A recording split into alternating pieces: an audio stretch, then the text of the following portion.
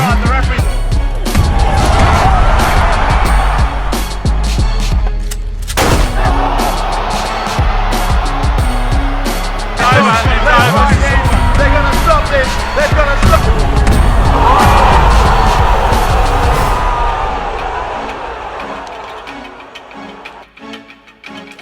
to the motherfucking relay. We're covering today's top boxing news.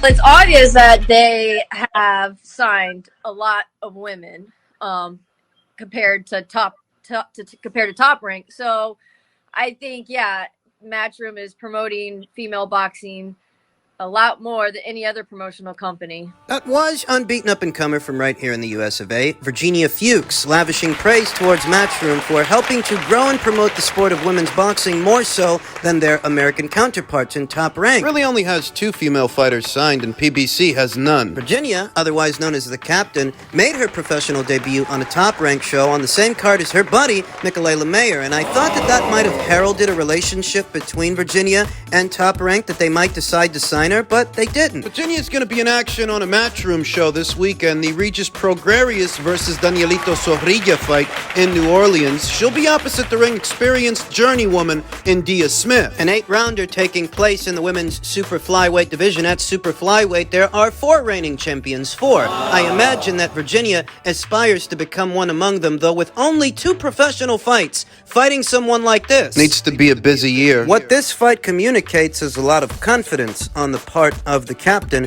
Virginia Fuchs. India Smith is not for play. She's a handful. She can be. And Virginia only has 2 pro bouts. India was in action in April of this year, late April, opposite the ring. Former Japanese champion Miyo Yoshida lost a majority decision. Miyo was given the nod. She was given the decision quite unconvincingly for me. For me and my money, it looked like India was winning the fight. She'll be opposite the ring Jenny Fuchs this weekend, who only has 2 pro bouts. But a very high ceiling and an extensive amateur pedigree, coming from the same amateur class as Michaela Mayer, Franchon Cruz, Clarissa Shields, Marlene Esparza, Tiaria Brown. I'm confident that Virginia Fuchs will secure the W this weekend, likely a points decision. India Smith, handful that she might be, she has been bested by the likes of unbeaten up-and-comers like Christina Cruz and Makia Krebs. Those fighters. Virginia Fuchs just so happens to be of that ilk, having that kind of ceiling. I think she's going to win this weekend, but what brings my attention to all of this is how she's highlighting Matchroom is doing more, far more, to grow the sport of women's boxing than, say, Top Rank and some other promotional outfits that are out there. It's unfortunate because you have fighters like Virginia, like Christina Cruz and O'Shea Jones, Makia Krebs, Destiny Day Owens. There are good female fighters right here in the US of A, marketable ones, but for whatever reason, Top Rank isn't signing them, very many of them. They only have 2 fighters under contract, and PBC, they have none at all. Why? No imagination is my best guess. They don't know how to promote these fighters. They don't know how to really promote and push a woman boxer, and it's not as complicated as it seems or as it sounds. This ain't like promoting. It's not the WNBA or something like that. What separates combat sports from other sports, regular sports, is that there have been a number of successful women fighters in both mixed martial arts and boxing. I mean, you see Katie Taylor, Cecilia Brækhus, Regina Helmick. More specific to an American market, you see all of the success that Ronda Rousey had over there in the UFC at a time when it really wasn't normal for a woman in combat sports to be a star, a multi-millionaire, but that's what Ronda Rousey was. I think that's what separates combat sports from regular sports. Women in combat sports have made more headway than, say, women in the WNBA. It's because a fight's a fight. Right. 2 guys, 2 girls, 2 squirrels. A good fight is a good fight, irrespective of whether it's women in the ring or men. That's what separates combat sports from other sports. Combat sports are a little easier to digest. Think about mixed martial arts, the UFC in particular. How many female stars they have shelled out? Ronda Rousey, Rose Namajunas, Valentina Shevchenko, Amanda Munoz, more recently, Alexia Gracio. The UFC's core audience is quite accustomed to watching female athletes go at it. We are seeing some progress here in the US of A in terms of women's boxing with fighters like Alicia Baumgartner, Clarissa Shields. So here in America, women's boxing is not where it is, not exactly where it is over there in the UK. In the UK, the fans are noticeably more supportive, noticeably more encouraging of the sport than here in the US of A. That there is some progress in America, but it's not happening fast enough for many fighters. Fighters like Virginia Fuchs, who I hope Matchroom decides to sign as a super flyweight stallion. She could be. This weekend's 8-rounder is happening in the women's super flyweight division, and I believe in Virginia Fuchs. I think she can become not just a champion, but a unified champion with the right backing. She's an easy fighter to like. She has a fan-friendly style, good power, fighting out of the southpaw stance, fast pace. Action fighter. It's unfortunate that Top Rank didn't decide to sign her because I thought she'd fit right in. They have a habit of signing amateur standouts and Olympians. It's what they do, at least with the guys. They're not that interested in the girls. They lack imagination. Not saying that you can turn every female boxer into a superstar, not just any female boxer, but there are some out there that make that job relatively easy, and I think Virginia Fuchs is one among them. Among some others. What you have in a lot of these outfits is a lot of old men that have no new ideas. Fossils and relics of previous eras. Arthritis and joint pain that doesn't allow them to roll with the punches, figuratively speaking, to evolve over time and explore new markets or create them. There's a potential gold mine in some of these women boxers. They just don't see it, likely due to glaucoma. Figuratively speaking, of course, they lack the imagination and ingenue. Vision. They just stick to what they know. Because that's all they know. But it's easy to like a fighter like Virginia Fuchs because the 2 times I've seen her in action, she doesn't disappoint. And I don't think she'll disappoint this weekend. I expect her fight with India Smith to be an all-action shootout. And I expect that Virginia will win a points decision. And super middleweight news I'm sure most of you have heard by now. Follow up to a story we talked about earlier this week. Apparently Canelo Alvarez versus Charlo is reportedly now expected to happen next as a defense of Canelo's undisputed WBA, WBC, IBF, and WBO super middleweight world titles. Just my thoughts. About 2 days ago, we heard that a Badu Jack fight was approximately 90% done and that it would take place in Saudi, but the only issue was the weight at which the contest would take place. And based on this, I can only deduce that they couldn't come to an agreement. Canelo, not being a cruiserweight by any stretch of the imagination, there would need to be a catchweight in play to even the playing field for Canelo. Looks like they couldn't come to terms.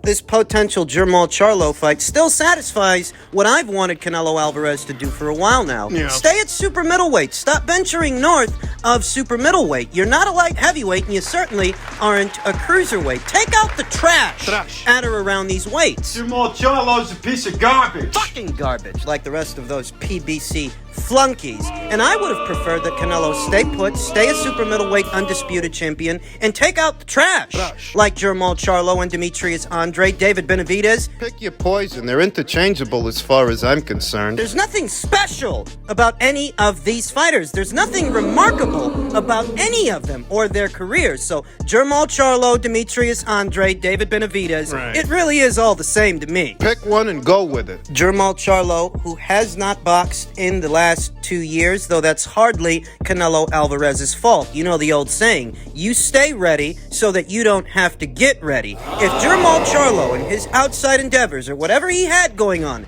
outside of boxing resulted in him not boxing for 2 years, well, that's just your fucking problem. So what? Is it Canelo's job to ensure that Charlo stays active? No. And doesn't it take 2 teams to make a fight? Doesn't it take both Team Canelo and Team Charlo to bring this into fruition? Yes. Isn't this one of the guys that Canelo Alvarez was supposedly avoiding, at least that's what they say in some circles, because of how quote-unquote slick he is? Yeah, he's one of them. For the last 2 years, all I could hear about is how Canelo's avoiding David Benavidez and Demetrius Andre and Charlo. What do you propose he do? Fight all 3 of them at the same time? On Twitter, I saw a guy who goes by the name Juan C. say, "We were excited about it 3 years ago, not now. The guy hasn't fought in 2 years and is an addict. It's an embarrassing fight for Canelo." Odd that Juan C. should mention people being excited about this fight 3 years ago when, over 3 years ago, Oscar De La Hoya reportedly offered Charlo this fight, and he turned it down. You missed it? What, have you been living under a rock? This is common knowledge, a matter of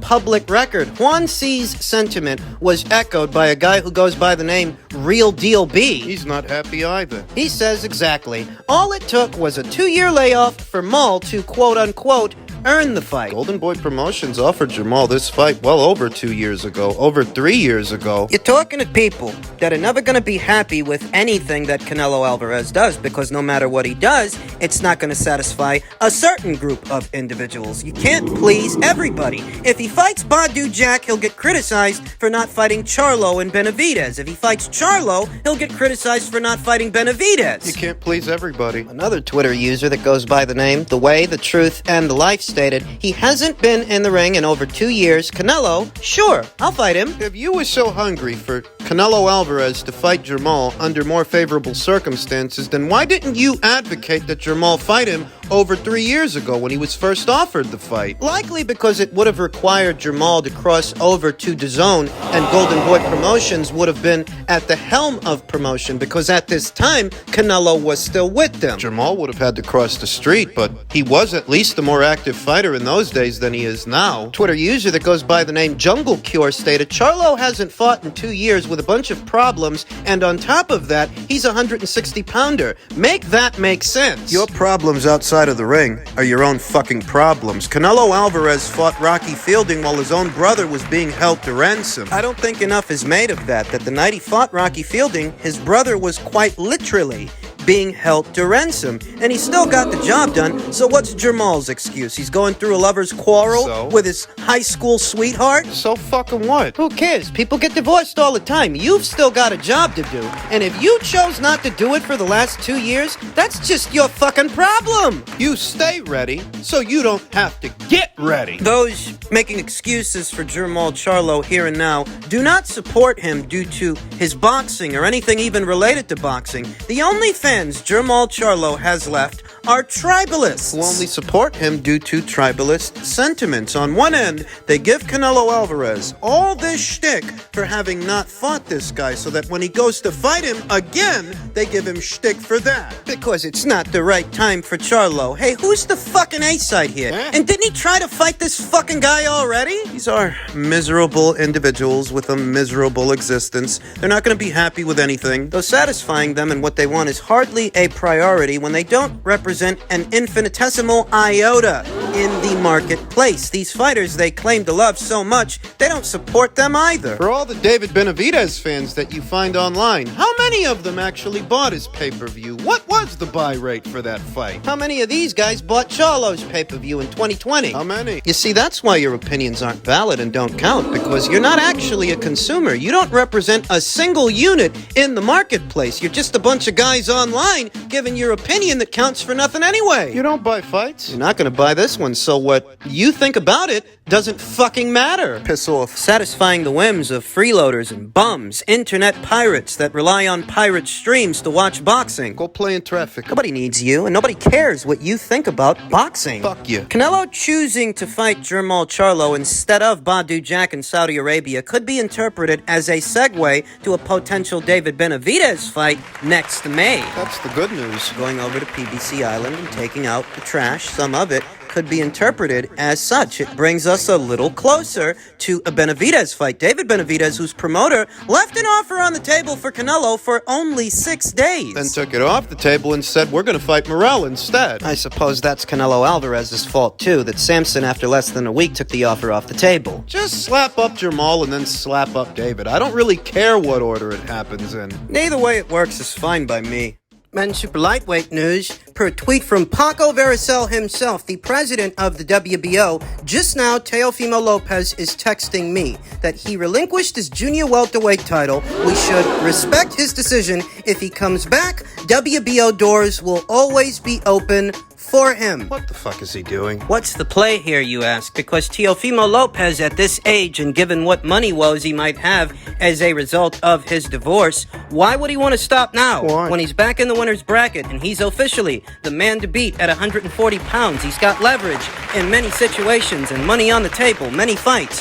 Why now? Why retire? You know, even with this, even with Teofimo Lopez vacating the WBO title, if he has in fact vacated it and thrown it in the air, even with this, people still won't believe that he's really retired, that he's officially done with the sport of boxing. So if he's not done on that premise, what's the play? He doesn't want anybody having leverage over him. I'm just bouncing ideas around. I'm just speculating, entertaining multiple scenarios to get to the most reliable answer, the simplest one. And the only way that I can interpret a situation where Teofimo vacates the WBO title, but he's not really retired. He doesn't want anybody having leverage over him. You will notice that right behind Teofimo Lopez in the last set of WBO rankings, before he beat Josh Taylor, right behind him is Arnold Barboza. He's never wanted to give Arnold Barboza the time of day, and we've known that for a while now. Arnold Barboza, by way of the WBO, is the next man in line, and ranked right behind Arnold is Jose Ramirez, another guy who wants a shot at Teofimo. Perhaps the reason Teofimo really vacated the title